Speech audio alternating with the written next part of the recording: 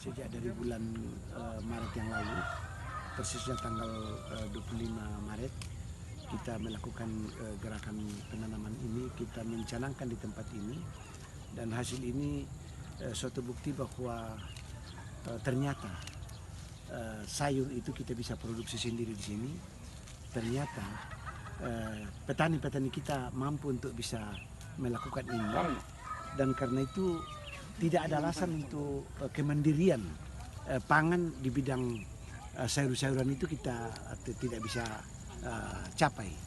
Itulah sebabnya saya semakin bersemangat bila melihat hasil-hasil kebun seperti ini, dan ini perlu dilihat oleh seluruh rakyat Toraja Utara bahwa upaya kita untuk melakukan penanaman itu sudah terbukti hasilnya di tempat kita mencanangkan pada pertama kali ini.